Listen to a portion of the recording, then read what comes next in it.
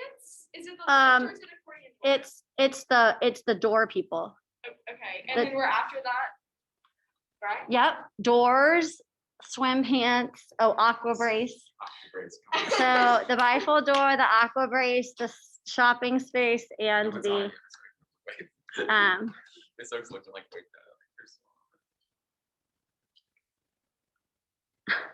Wait, how many people are actually coming? Do you know? I've had several cancellations today, but there's about 40.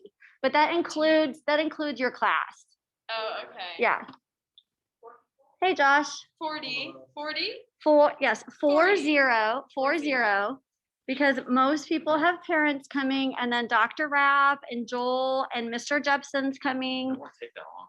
And then I don't know how long it'll take. We're just gonna take our time.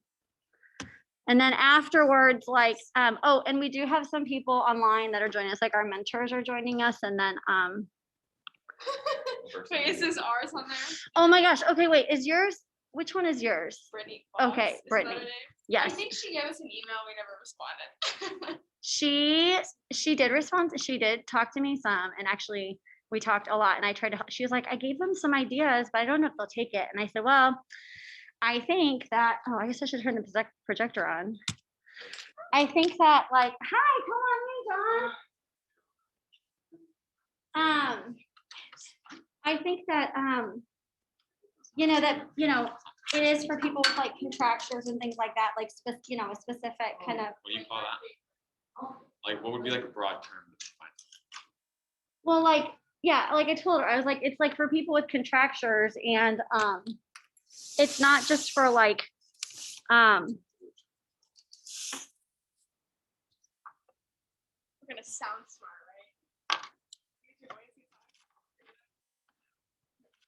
help yourself to, there's food.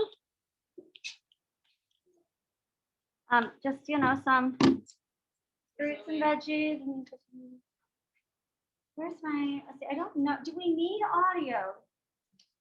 Do we need audio? You guys don't need me making comments to my daughter, right? Nobody else has audio, right? You don't need that. I also have a stats question. Oh, okay, great. Phantoms. Phantoms, what about it? 2 sample 2 tests. I just need help. Oh, yeah, look at that. It is definitely. I just don't want to like do it wrong and get like have my face off. I just need to be able to set it on something. I'm not even sure what my camera is. Okay, I'm gonna leave. We do have sound if we need sound, but we don't really need sound, do we? Do you guys want sound for yours, Kaylee and Eddie? What? Do you want sound or no sound? Sound For like the video of me like being like, holy cannoli, it works. Probably not. Okay, great. One last thing. Wait, what was your reaction though? Like, what did you think? I was like, oh my gosh, It actually worked. it actually works. Look how straight her legs are. Look at how they're behind her. That's how, so I was like, holy cannoli. That's what I said in the thing.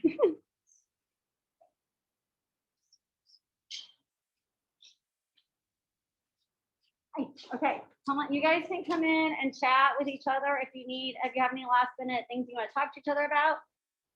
I currently do not have any other people on. And then, hi, come on in. Hi, Leanne. Hi. Nice to meet you. Okay.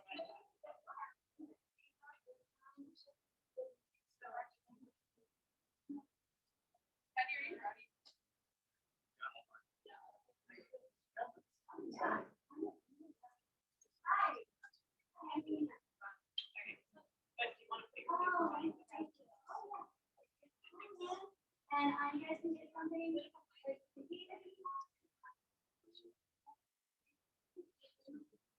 If you are like from the same household, you can together.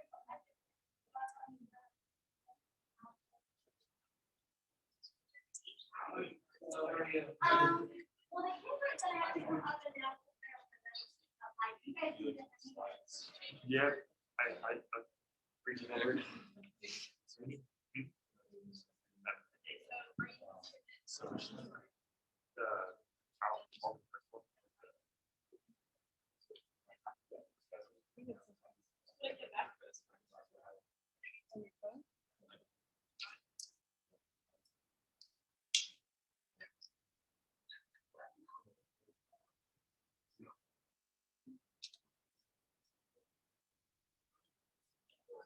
Yeah,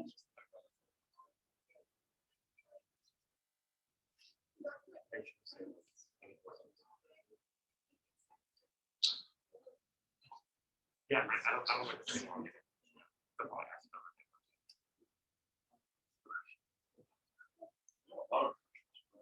We got a lot of refreshments. So good. We're just getting straight. I think this should be a day for, like, it'll go 5%. Instead of like 3%. Yeah, yeah, this is. 5% max.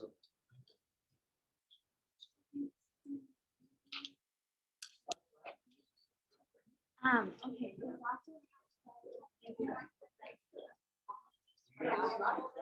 That's right. You can make it cancel.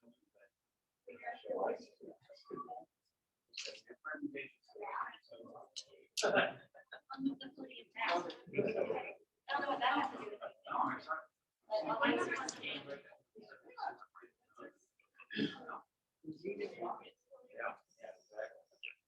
right, let me go see. Have a few more people to me, I know for sure.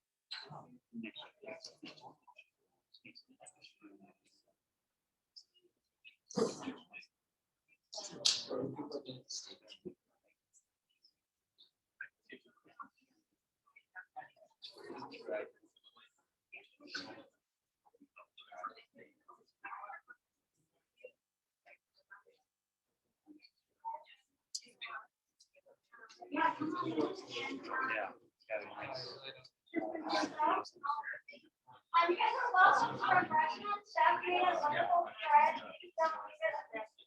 Okay, so please help yourself to that. And then we'll get started momentarily.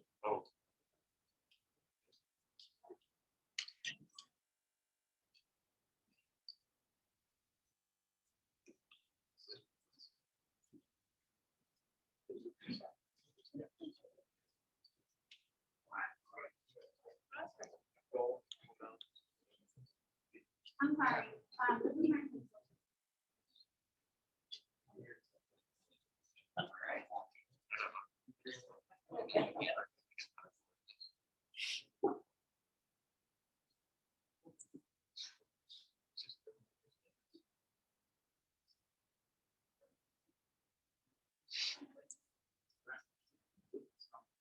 This is my-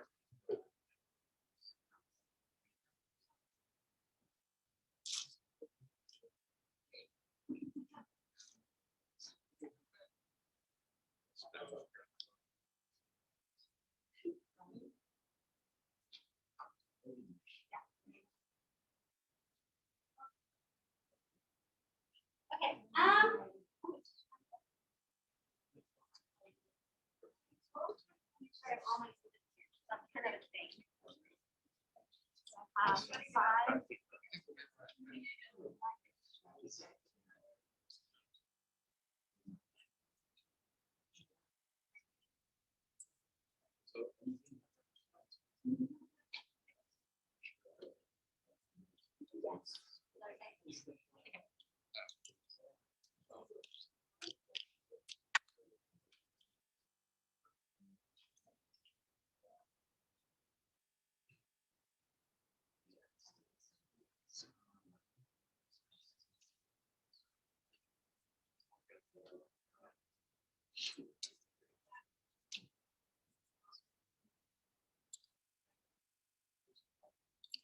Hi, come on in, find a seat, get some food, all good things.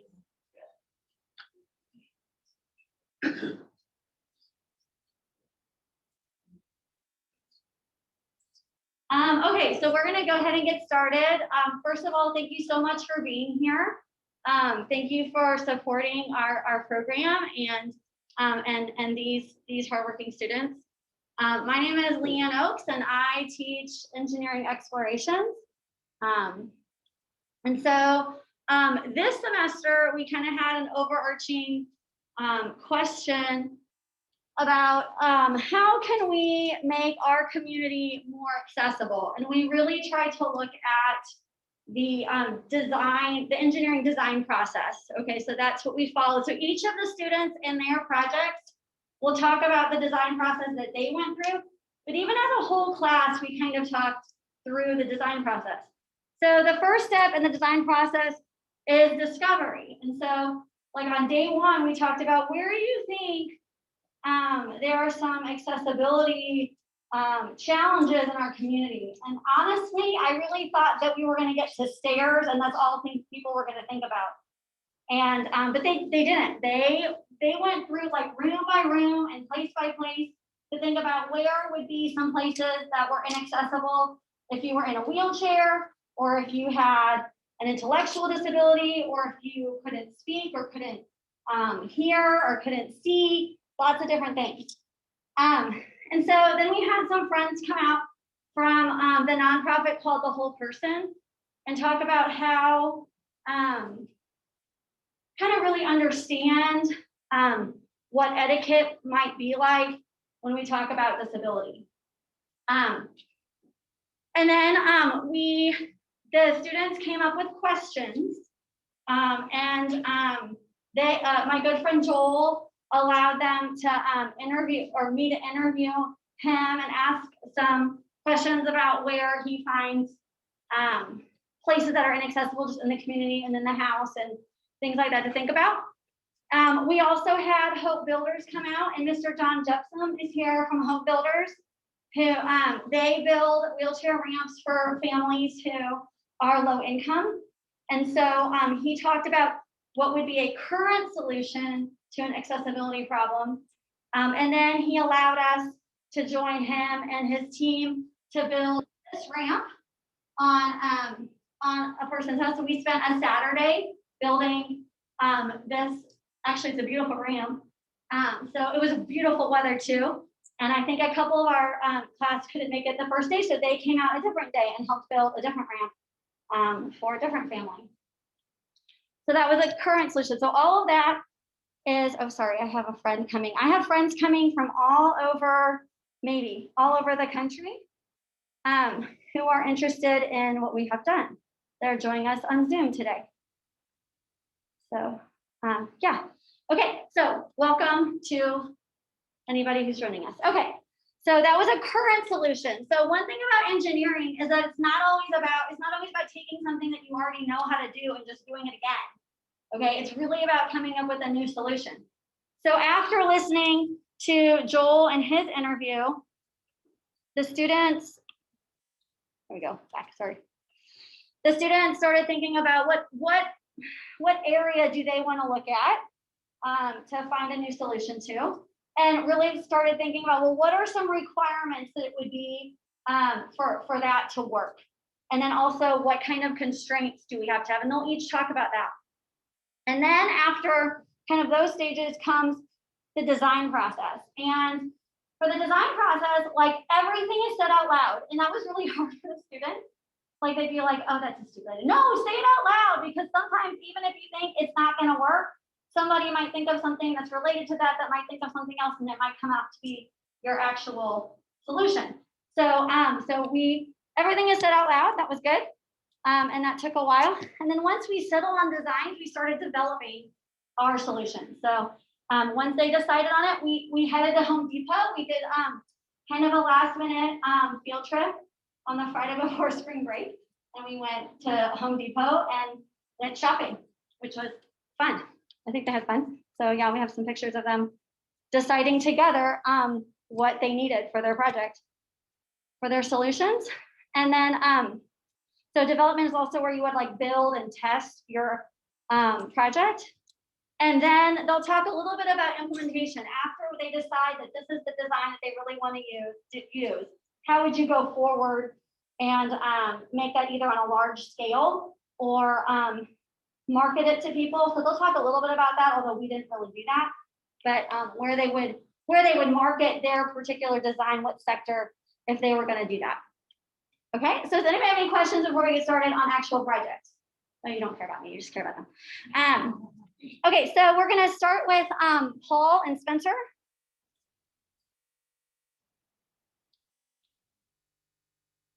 And after each group, you guys can ask them questions, you know, in case like you wanna learn more. Oh, you know what, I forgot one really important thing. I totally forgot this because I was excited, but I do have a prayer because that's how we start things here. Okay, in the name of the Father and the Son and the Holy Spirit, amen. Heavenly Father, we thank you that we are made in your image and that we are wonderfully made. We ask that you would bless us all here tonight and that you would allow us to give you glory as we try to make our community and homes more accessible and inclusive for all. In Jesus' name we pray, amen. Father, Son, Holy Spirit, amen. All right, hi, I'm Paul Hartman. This is Spencer Lana, and we decided to make a bifold door. So here's our example right here. We'll get more into the details later, but this would be a bathroom door, and it didn't turn out perfectly, but we'll talk about our restrictions and where it went wrong later. So Spencer's gonna start us off here. All right, so the main problem we were trying to tackle was doors. And really any kind of door, because a wheelchair user, the main issue is sometimes with like smaller rooms, they're not able to maneuver very well and kind of adjust and get to where they need to go because the door's in the way. And so we thought with Mrs. Oaks's good friend Joel in the video interview that she showed us, Joel was having kind of a little bit of trouble trying to get in the room and then kind of rotate around because the door was in the way. So we thought, how could we potentially have different solutions for a different kind of door? Next slide, please.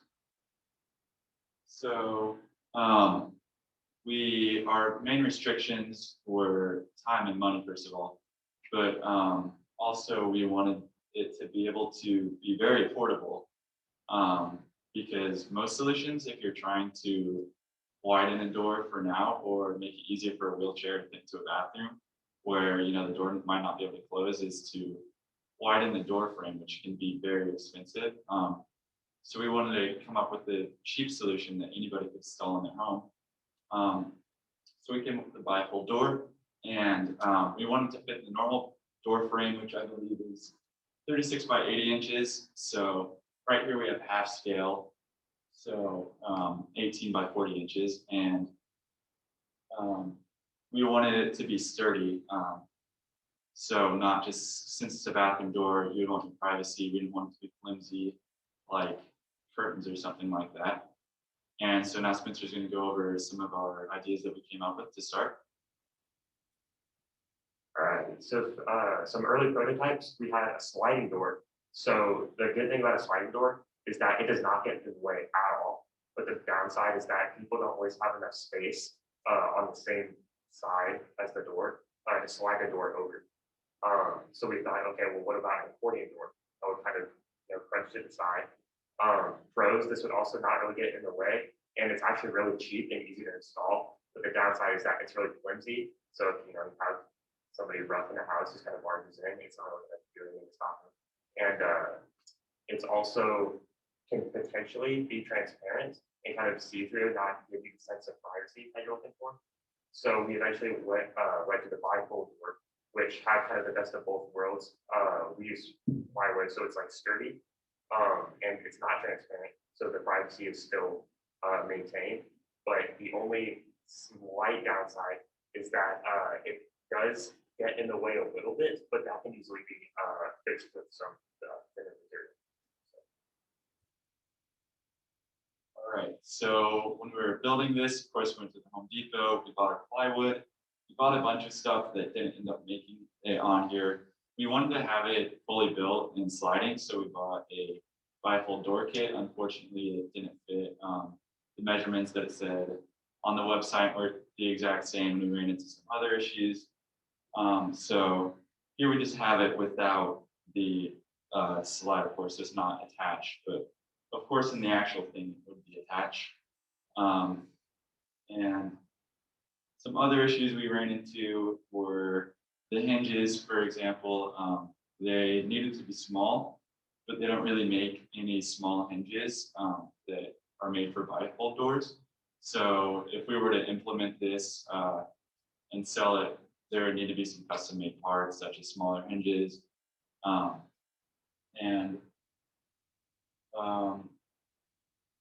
So we also had a big time limit, which is another reason why it didn't end up perfectly. We only had a few classes to get it built. So we did the best with what we had, and yeah, that's how it ended up. And then implementation. All right, so the main idea with implementation, so you would just sell these in kits. All the materials would be included in just one simple kit. We have all the boards, the railings, all the hinges, handles, everything would be in a kit. And then you could probably sell it at the local Home Depot or Lowe's or whatever hardware store you're thinking of. And we could actually retail this pretty cheap. We kind of total the materials. So you can see it's about like the door itself is just $150. Installation would be about $200 to $300. You could either install it yourself, or we did check. Home Depot does actually offer installation services. So that's up your alley, and you can go for that. So that's our bifold.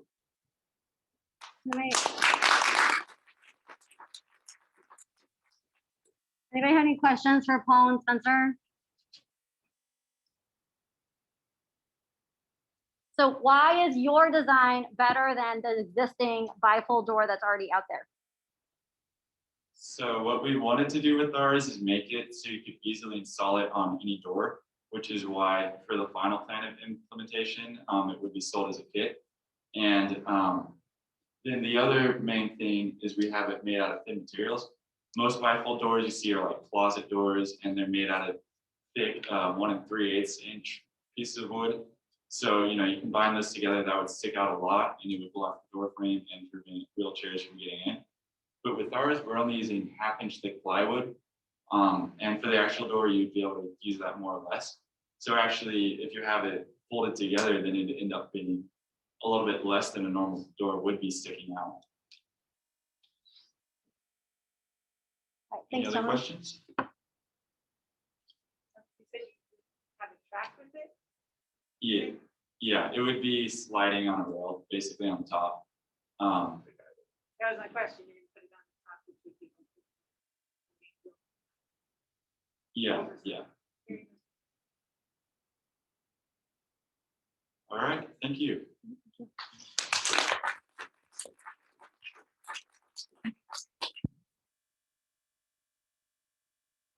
All right, Eddie and Kaylee.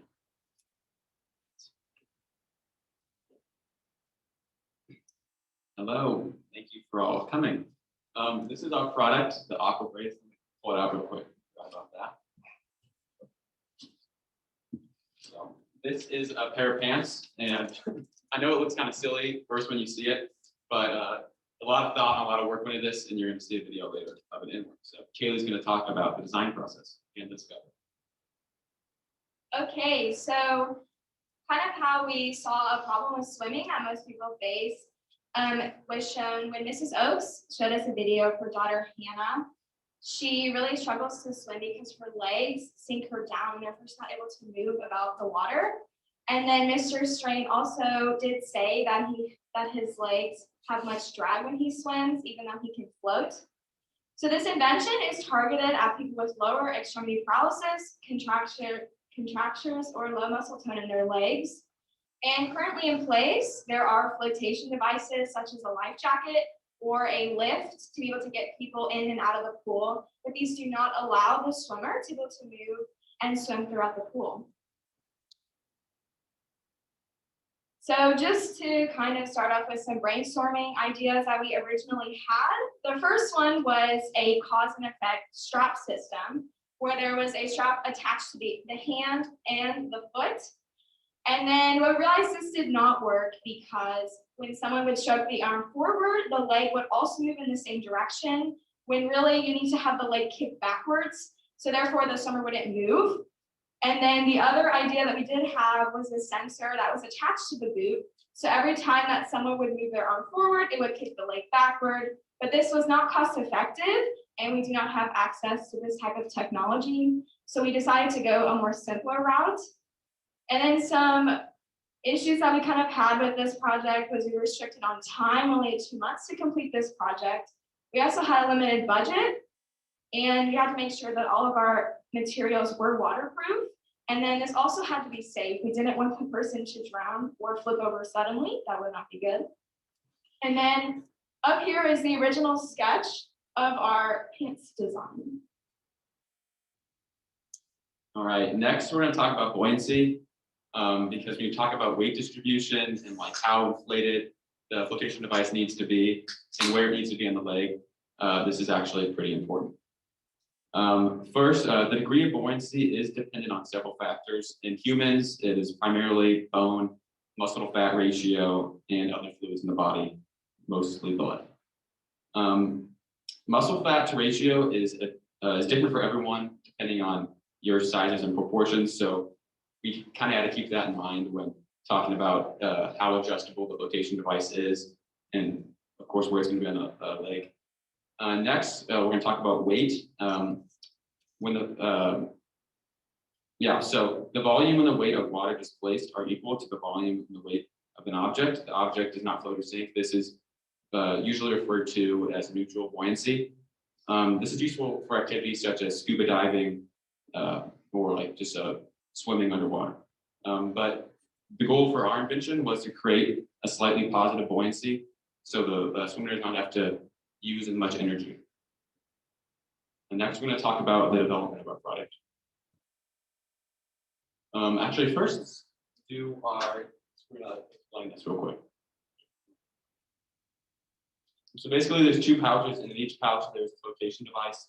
These are sewn especially for Mrs. Oaks' daughter, Hannah, who has lower extremity paralysis.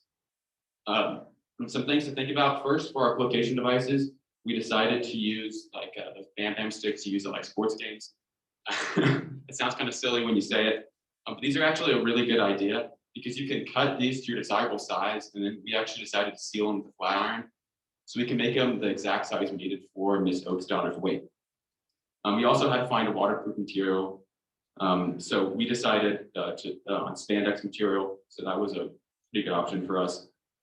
The weight, as I said, the weight and the height of a person depends on how big the sticks need to be. So this is a custom product, and it would vary from person to person. They need to be secure because you don't want them falling out when they're swimming, because especially when you have a little kid like Miss Oaks, they're doing a lot of stuff on the water. We also added Velcro just to make sure they don't fall out. Yeah.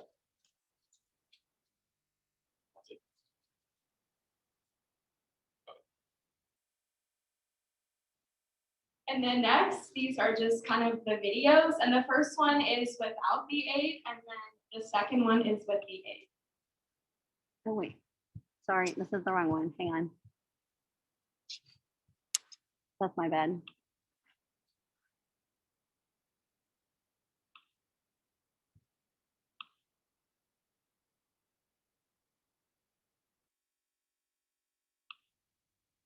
So this is the first video, and this is Miss Oaks' daughter, Hannah, swimming.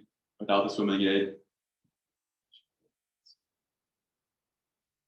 You can see her legs have a tremendous amount of drag. You can see that she's almost swimming in a vertical position because her legs are weighing her down so much. And this is our product that is focused on reducing the drag and making it easier for her to swim.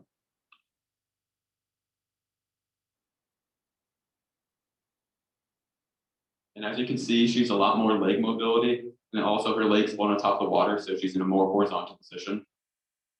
So that's important to know.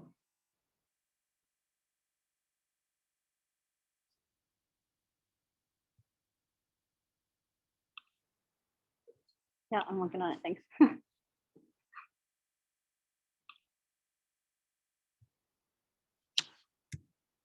Okay, so overall, this cost us about $27. We would probably sell this for about $40 a person because individual measurements are needed per person because people are different heights and different weights because that is affected by buoyancy.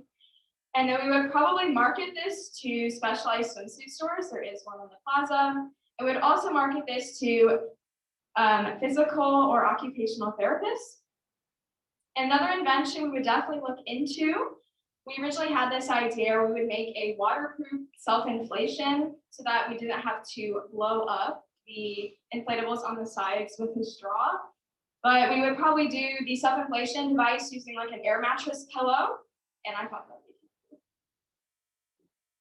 Any questions? I just didn't ask what Hannah thought. Oh, I don't know what to say. Any questions for Ms. Oaks? She thought it was pretty great. She was like, wow, that was way easier. Does it have to be inflatable inside the leg?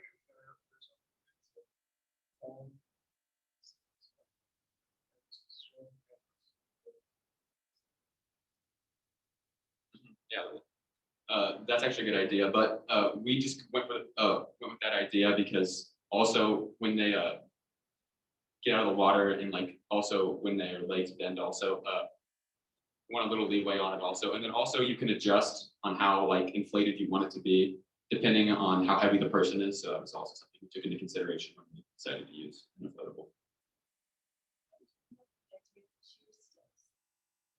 We were kind of just looking into different things we could inflate. We were just like, well, what about cheer sticks? Because like, I mean, I think it just kind of came through conversation. And I mean, I'm not even sure how we came up with it, Kaylee, do you know? I think we were just kind of scrolling through Amazon, trying to see what inflation devices were small and kind of skinny that could fit in a pocket. So when we saw this, we're like, oh, I think we should try that. So these cheer sticks, you have two, and then you basically clamp them together, and you make loud noises, and you usually see those at like football games, basketball games. So one thing that we've kind of touched on here is that a lot of times with engineering or for engineering, it's not always designing something from scratch. It's actually repurposing something like to do what you want it to do. So like, who would have thought that like cheer sticks would be used for pool pants? I don't know.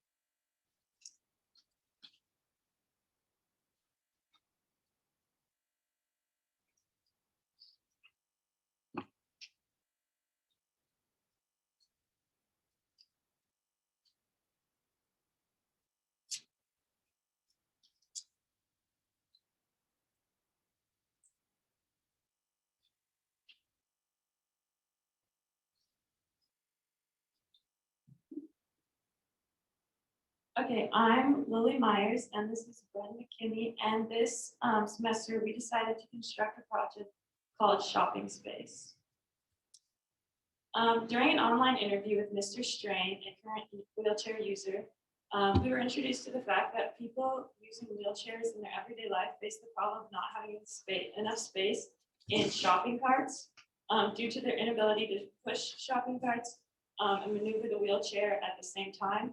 They're left using shopping baskets placed in their lap, which Brent is showing right now, and they obviously don't have enough room for shopping for weekly trips and especially for families. So we discovered that the problem we were facing was we needed to construct a bigger basket or cart for groceries that was designed for those in wheelchairs. The object was also to attach to the back of the wheelchair so they could move forward using both hands rather than just one. And we also wanted it to have to be with little effort, and they'd have the ability to move the cart 360 degrees around the wheelchair while also being movable in the aisle. So Brent can show that because we have straps on the wheelchair, it can come off easily and it can be pulled in front. This way you can be pushed from behind, or you can attach it to the back while moving around the store. Some of the constraints we faced were we only had 2 months. We had a small budget. We had spatial problems of couldn't take up the whole aisle and couldn't be like right next to them.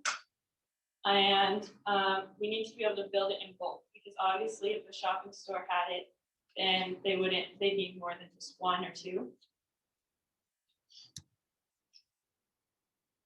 So our design process started with a small laundry basket with a long handle, and that's in the top picture. We wanted something that you could reach into, and it would be easily accessible from a chair, but you wouldn't be forced to lean all the way into the cart. This evolved into a taller basket with springs that would keep the groceries near the top, sinking lower and lower as it got heavier, which is depicted in our second picture. We decided that the handlebars would be best if they were clamps, strings, or Velcro, because we obviously wanted the cart to be movable around the whole wheelchair and not just from one side. And we wanted the inside lift to either come from the top or the bottom, whether it would sink down as more groceries got on top or springs would drop it lower. Our final product resulted in a tall basket using Velcro handles that were easily to pull on and off, because some people that struggle with like disabilities or in a wheelchair have weaker hand muscles. And then we had springs that would go from the bottom or from the top to the bottom. That way we wouldn't have anything like pop or happen in the bottom. We needed it to fit behind the wheels of the wheelchair. So between these 2 places, so it wouldn't get in the way of it wouldn't get in the way of like moving. And we want it to be easily maneuvered.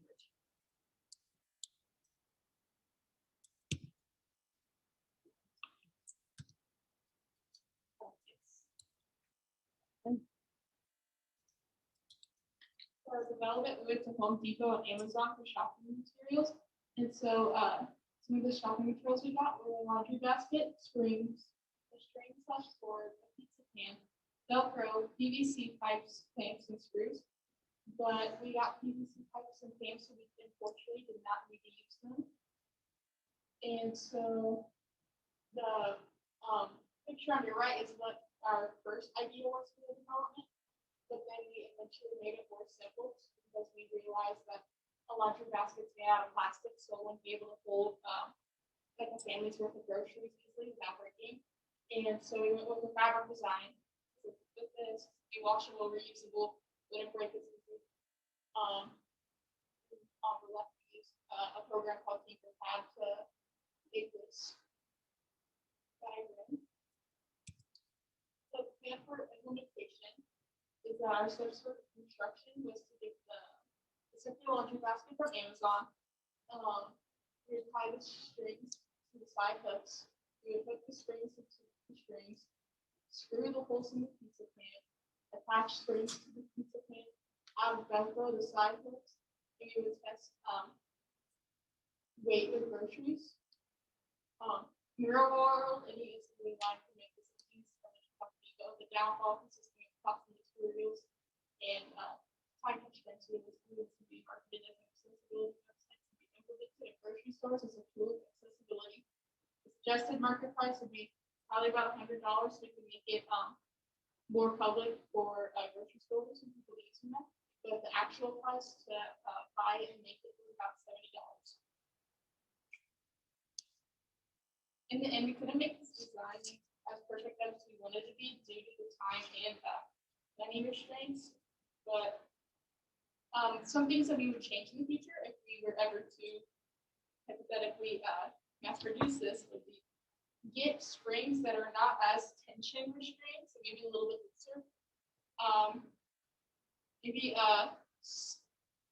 more durable pan in the middle, because this one seems to bend and it's quite thin. Another thing is that maybe we can make something like a laundry basket like this would make it rectangular. So when we hook it to the back, it's not hard to unplug to the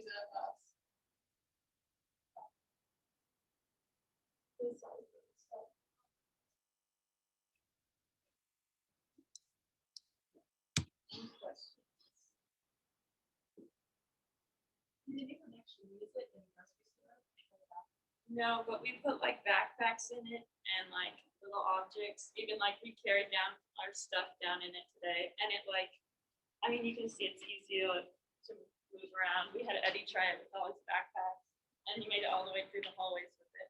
And another reason for the springs is so when more pressure goes in for the products they're getting, they'll go down, but as they're picking them up and checking them out, the cam also goes up, so they don't have to reach like need assistance.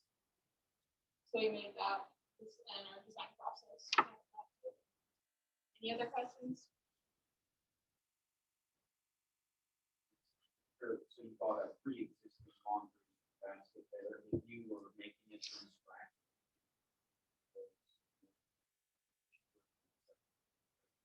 Maybe talk about the spring, I guess, from the end.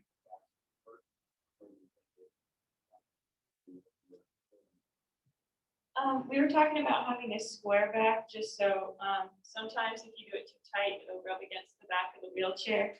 Other than that, I think it's really good because it moves all the way around. And we liked the fabric because it was washable, but plastic would be easier to wipe down.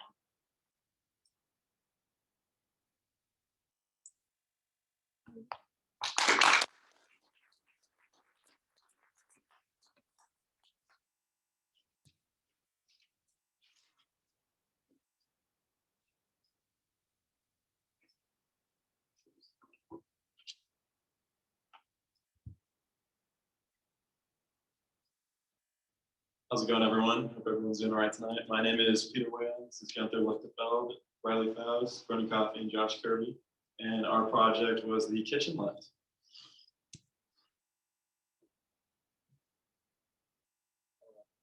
First, for discovery, during our engineering class, we went over challenges that people with wheelchairs face. And we discovered that it's pretty difficult for people in wheelchairs in the kitchen. It's hard for them to reach for cabinets. It's hard to reach for the stove and utilizing counter space. And the average countertop is probably over 3 feet. And in a chair like this, it's hard to reach on the counter. So, yeah.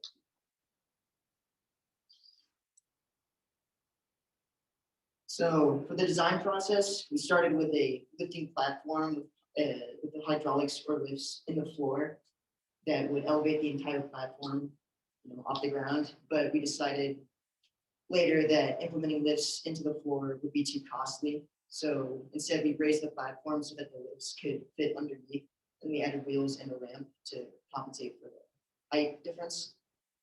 And some of the flaws with the thing are the platform is inherently unstable, but if we got an extra lift or two, it would be more stable. It would hold more weight. And then also guardrails would have to be added if it would be markable. And the last thing is that the cords are too short. Our plan was originally to have like a stick where you can, press the buttons to operate the lifts, but because the cords are too short, we couldn't do that, so. we have to go on the ground bit. During our time at Home Depot, we actually got to see the materials and imagine what our design would look like. For the steps of construction, we measured and cut plywood and planks, attached the planks to the bottom of the plywood, screwed in the wheels, attached electric posts with metal brackets, and attached them to the hinges. And some of the problems we ran into was limited time, limited resources, and the construction restraints of the classroom.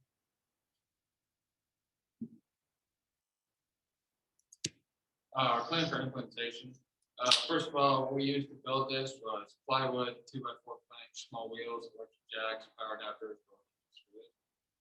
It came out pretty decent. We would change a lot more things if we wanted to sell it commercially.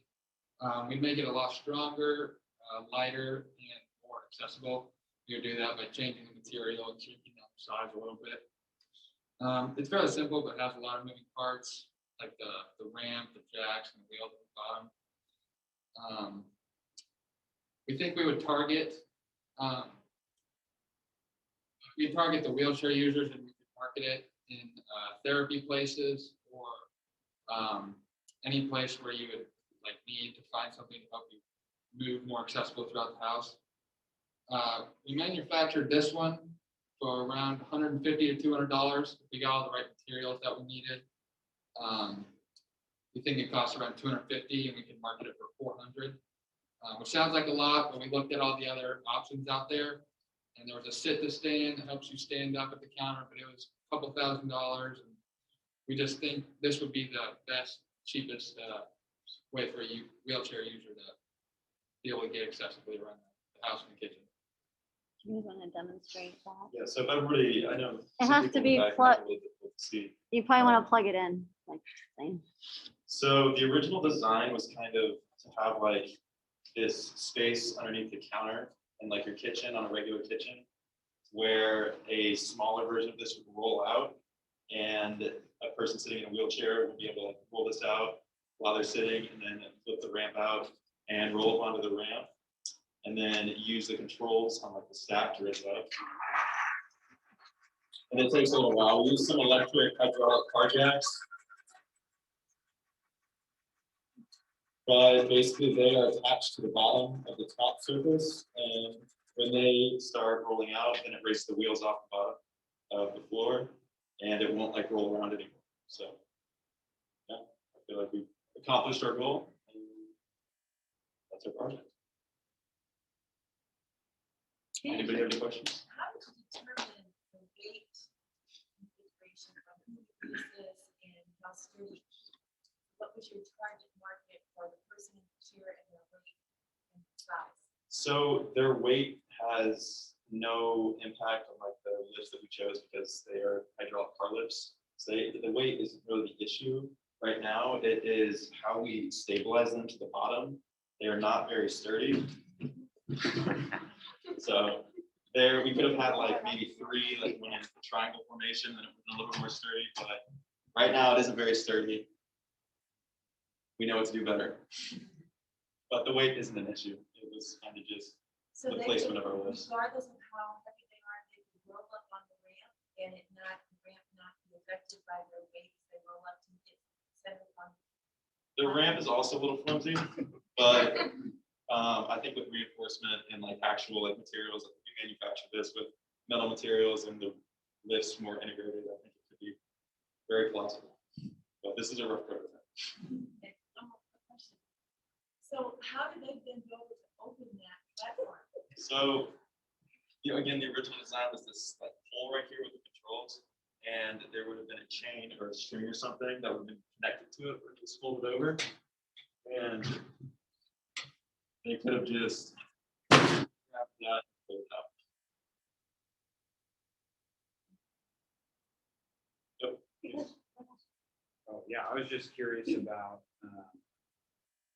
yeah, I guess, the aesthetics of it and making it look like, are there ways that you guys talk about if you had unlimited time and budget to make it fit in more with like a kitchen?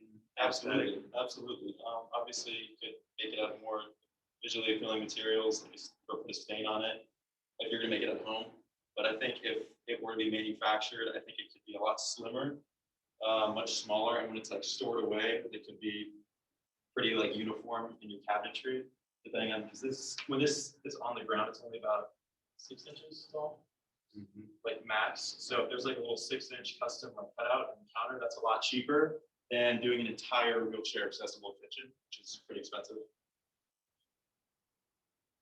I like it, guys. I think it looks glorious. I appreciate I'm it. impressed. I meant that. Yes, sir. Yeah. Were there other lifts that you had explored other than the car jack that were available? That was a pretty interesting operation. We did explore a bunch of different alternatives, but they were actually the cheapest. The electric car jacks were pretty cheap for like what we were looking for, and it also didn't require any cranking or any pumping of any kind, so I figured that would be the easiest.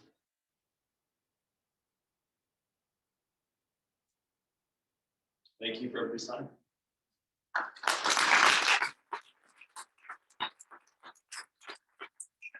I'd like to just, again, thank you guys all for coming and supporting. They worked really hard, and we struggled with spring sports a lot. People always on during our class, like half the group being gone because they were on a sports activity. So that was tough. One of our constraints, one of the things that we had to work on in our class. So they worked really hard and really did a great job brainstorming. I encourage you to kind of just, enjoy for a little bit. Please eat the food. Chef made the food. We paid for the food. Eat the food. Okay. And then also use that time a little bit to kind of just ask the students questions a little bit more. One thing I'm the most proud of these guys is they really spent time thinking and trying to understand what somebody else's perspective might be like. And I don't really know a lot of 17, 16, 17, 18-year-olds that really care about that. So really proud of them. Good job, guys. Thank you.